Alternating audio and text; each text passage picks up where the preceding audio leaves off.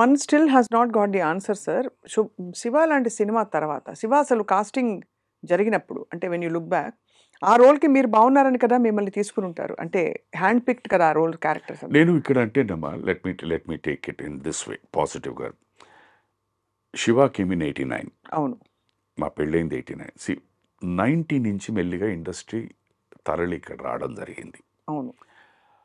ఆ దీంట్లో ఏంటంటే అప్పుడున్న పెద్దలు they put certain conditions or norms saying that ఇక్కడున్న వాళ్ళని యూ ప్రిఫర్ దెమ్ అని.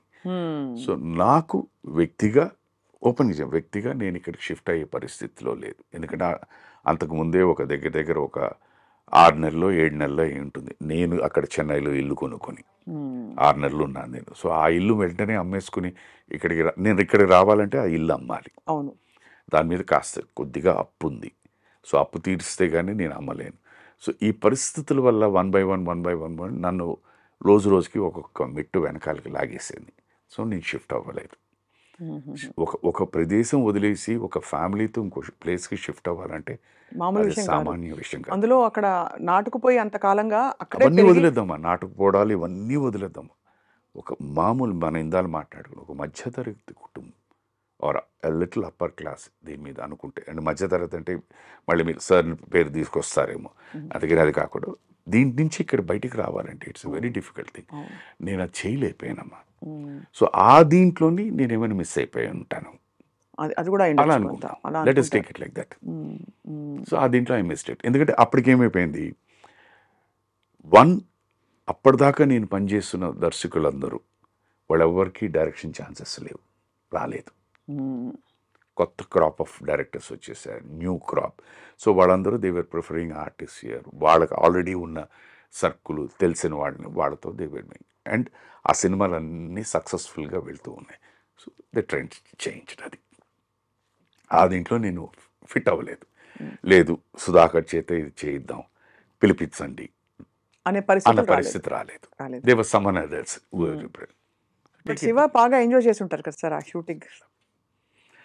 కరెక్ట్గా అంతా if you take the entire average age group of అందరూ, ప్రొడ్యూసర్స్ కానీ, డైరెక్టర్ గారు కానీ, కెమెరామెన్ గారు కానీ, we would all be around 25-26 years average తీసుకుంటే.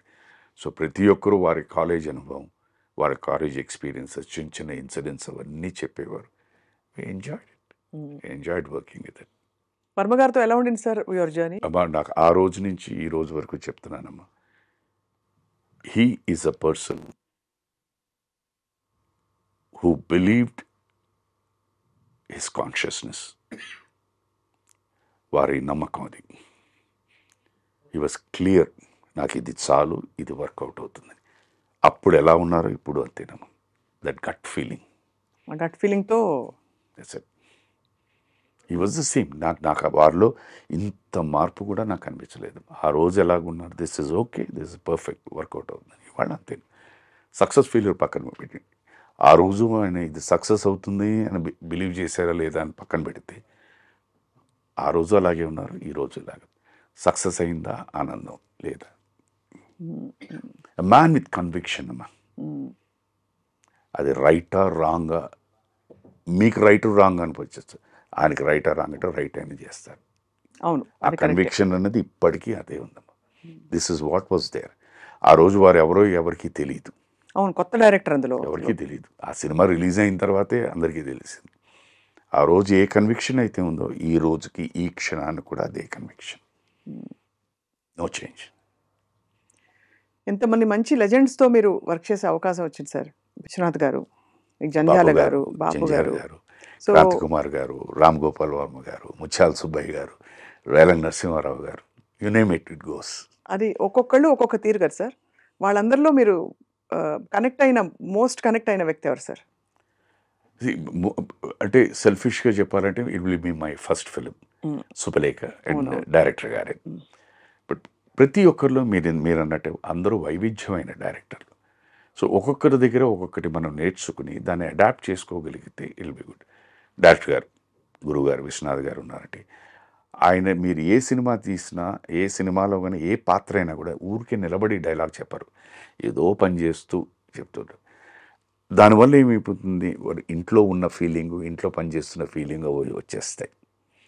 అది అక్కడ డైరెక్టర్ జంజాల్ గారు ఉన్నారంటే ఆయనది ఏంటంటే పని ఇది లేకపోయినా ఆ టైమింగ్ అనేది కరెక్ట్గా ఉండాలి. అది మామూలు డైలాగ్ అయినా ఆ టైమింగ్కి చెప్తే బ్రహ్మాండంగా పండుతుంది. అది అక్కడ నేర్చుకున్నాను. ఇంకా బాపు గారి గురించి అడగక్కర్లేదు. ఫ్రేమింగ్ నాకు తెలిసి నేను ఇప్పటిదాకా చాలా అందంగా కనిపించిన సినిమా ఏదైనా ఉంది అంటే అది మంత్రి గారు వెంకడే. Because his framing so beautiful. Kranthi Kumar garu ఆయనంటే he was already a very far ahead thinking director ఆ రోజుల్లోనే. సో కొత్త థాట్స్. అందుకనే మీరు ఆయన దగ్గర నుంచి మన లైక్ సుహాసిని గారు మేము చేసిన సినిమా వచ్చింది సూపర్, తల్లికి తండ్రికి పెళ్లి చేసే సినిమా, that was thing. Then comes Vamsi garu, pure pure pure Godavari nativity musical. ఆయనకి ఏ షార్ట్ తీసినా డైలాగ్ చెప్పినా మ్యూజికల్ ఆ మ్యూజికల్గా ఉండాలి.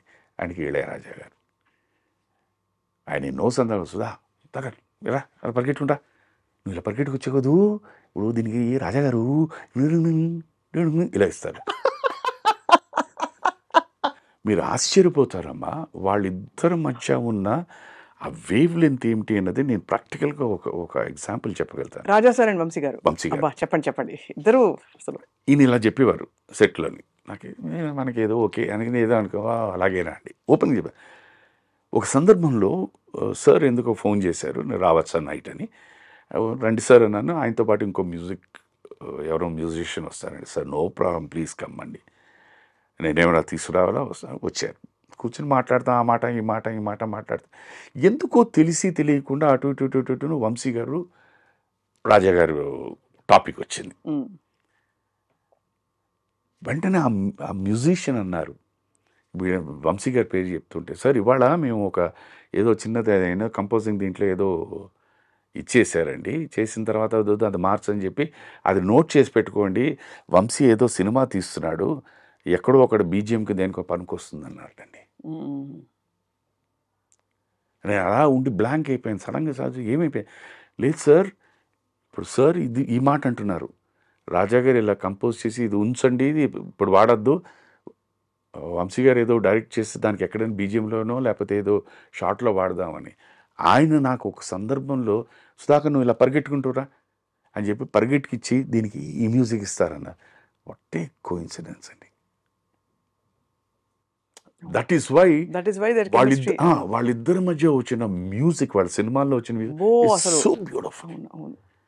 ఈయనేమిటి, ఈయన టేస్ట్ ఏమిటి అనేది రాజాగారికి తెలుసు.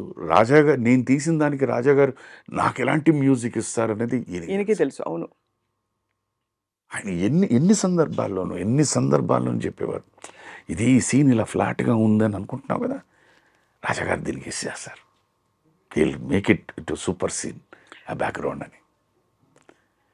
ఆయన ఏమన్నట ఏదో తీసుకుని వస్తాడు, దానికి ఇవన్నీ బాగా పనికొస్తాయి మనకి అని. ఆయన దోస్తీ కూడా ఉంది కదా సార్, చాలా మామూలు దోస్తీ కాదు. అది ఇవేంటంటేనమ్మా, ఇవి నేను ఒక్కొక్కసారి ఇప్పుడు మళ్ళీ అగైన్ మనం అనుకుంటామమ్మా, ప్రకృతి అంటామా, ప్రకృతి అంటే మన లేటెస్ట్ ప్రకృతి అంటే మామూలుగా ఇది సృష్టి, భగవంతుడు ఆ వేవ్ లెంత్ క్రియేట్ చేశాడు కదా. అంతే కదా సార్, ఆ వేవ్ లెంత్ అన్నది ఎంత ఇంపార్టెంట్. ఎక్కడో ఈయన రాజమండ్రిలో షూటింగ్ చేసి అజయ్ గారు ఎక్కడో మెడ్రాస్లో ఉంటే ఇక్కడ నీకు ఈ షాట్కి ఈ మ్యూజిక్ ఇలాంటిది ఇస్తారు అని చెప్పి ఈయనని ఆయన అక్కడ కంపోజ్ చేస్తూ ఏదో చేసుకుని వస్తాడులే ఇది పనికొస్తుందని ఆయన అవి వింటూ ఉంటే మాత్రం దట్స్ సో బ్యూటిఫుల్. ఇవాళ అవి మిస్ అయిపోతున్నాం. ఇలాంటి విషయాలు వినడానికి ఎక్కడ ఛాన్స్ దొరకట్లేదు, అసలు తీరికే లేదు సార్, అసలు దొరకట్లేదు. అదొక్కటే అప్పుడప్పుడు అనిపిస్తుంది అన్నమాట.